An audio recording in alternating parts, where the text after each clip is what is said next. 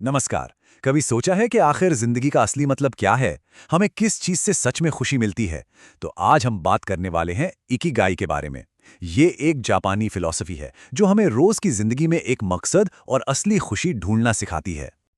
सोच कर देखिए, आखिर वो क्या वजह है जो हर सुबह बिस्तर से उठने पर मजबूर करती है। हम्म ये एक ऐसा सवाल है जो हम सबको कभी ना कभी जरूर परेशान करता है। और अपनी जिंदगी के इस मतलब की तलाश, ये तो एक नेचुरल ह्यूमन डिजायर है ना? और मजेदार बात यह है कि इस बड़े से सवाल का जवाब एक छोटे से बहुत ही खूबसूरत जापानी शब्द में छिपा है। और वो शब्द है इकिगाई। ये शब्द हमारी लाइफ के पर्पस को समझने और डिफाइन करने में मदद करता है। तो इकिगाई का मतलब क्या है? इसका सीधा सा मतलब है जीने की वजह, या वो रीजन जिसके लिए आप सुबह जागते हैं। ये वो अंदर की आग है, वो स्पार्क है जो लाइफ को सिर्फ काटने लायक नहीं बल्कि खुशी और मीनिंग से भर देती है। अच्छा, तो सवाल ये उठता है कि हम अपना इकिगाई पहचाने कैसे? ये चार जरूरी चीजों के एक अनोखे बैलेंस पर टिका हुआ है। एक ऐसी जगह जहां हमारा पैशन हमारी रियल लाइफ की जरूरतों से आकर मिलता है। इसे समझने के लिए सोचिए कि चार सर्कल्स हैं। पहला सर्कल, वो काम जिसे आप दिल से प्यार करते हैं। दूसरा, वो काम जिसमें आप बहुत अच्छे हैं, आपकी स्किल। तीसरा, एक ऐसी चीज जिसकी दुनिया को सच में जरूरत है। और चौथा, जिसके लिए आपको पैसे भी मिल सकते हैं। जहां ये चारों सर्कल्स एक दूसरे को काटते हैं, वो जो बीच की जगह है ना, वही है आपका इकिगाई। और जानते हैं सबसे जरूरी बात क्या है? कि हर इंसान के अंदर एक इकिगाई छिपा होता है। बिल्कुल।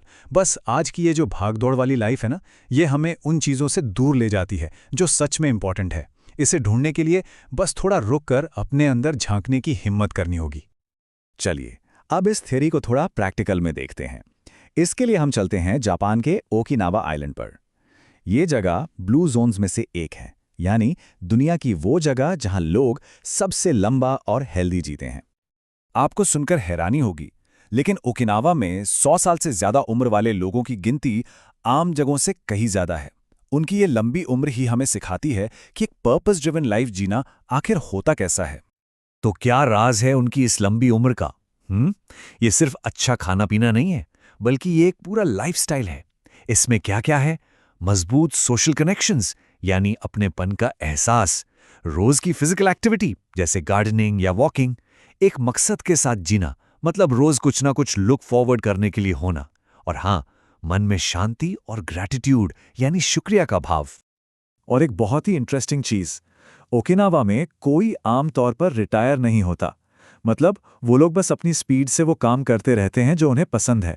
ये चीज हमें सिखाती है कि लाइफ में कंट्रीब्यूट करने की और खुश रहने की कोई एक्सपायरी डेट नहीं होती। उनकी लंबी उम्र का एक और सीक्रेट है, एक कॉन्सेप्ट जिसे कहते हैं हारा हाचीबू। इसका सिंपल सा मतलब है कि पेट को पूरा 100% मत भरो, बस 80% तक ही खाओ। ये दिखाता है कि कैसे छोटी छोटी माइंडफुल आदतें हमारी हेल्थ और उम्र पर कितना बड़ा असर डाल सकती हैं। तो चलिए, अब उन आदतों और माइंडसेट पर नजर डालते हैं जो हमें अपना इकिगाई ढूंढने और उसे मेंटेन करने में हेल्प कर सकती हैं। ये कह सकते हैं माइंडफुल लिविंग की एक आर्ट है। इसमें एक बहुत जरूरी कॉन्सेप्ट है फ्लो का स्टेट। कभी हुआ है कि आप कोई काम कर रहे हों और इतना खो गए कि टाइम का पता ही नहीं चला? मन बिल्कुल शांत लेकिन एकदम शार्प, बस उसी स्टेट को फ्लो कहते हैं। और जितना ज्यादा हम इस फ्लो को एक्सपीरियंस करते हैं ना, उतना ही हम अपने इकिगाई के पास पहुंचते जाते हैं। तो इस मैजिकल स्टेट ऑफ फ्लो तक पहुंचे कैसे? कुछ आसान से स्टेप्स हैं। नंबर 1, एक टाइम पर एक ही काम करें, मल्टीटास्किंग को बाय बोल दें। नंबर 2, जो डिस्ट्रैक्शंस हैं उनसे खुद को बचाएं। नंबर 3, ऐसे काम चुनें जो आपको थोड़ा चैलेंज करें, बहुत आसान ना हो। और नंबर 4, हर दिन अपनी स्किल में बस थोड़ा सा इंप्रूवमेंट करें। ओकिनावा के लोग एक मोटो पर चलते हैं, हरी स्लोली, मतलब जल्दी करो लेकिन धीरे धीरे। थोड़ा अजीब है ना, पर इसका मतलब है कि स्पीड से ज्यादा जरूरी है हर पल में प्रेजेंट रहना, उसे पूरी तरह से जीना।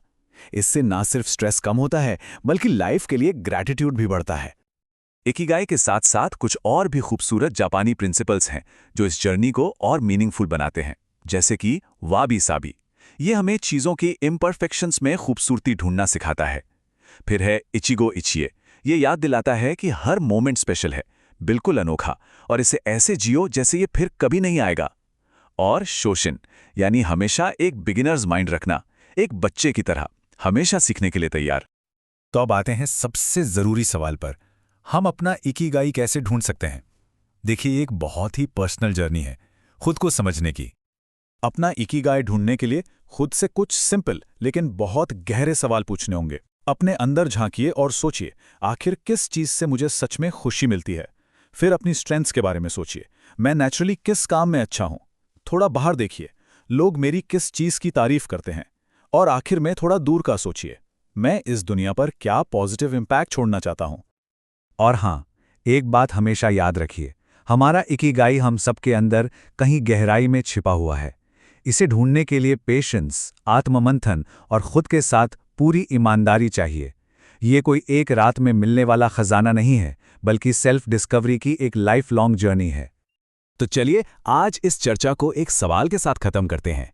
जरा सोचिए, आज वो कौन सी छोटी सी चीज थी जिसने आपको खुशी दी? क्या पता आपके इकिगाई की खोज उसी छोटी सी खुशी से शुरू हो।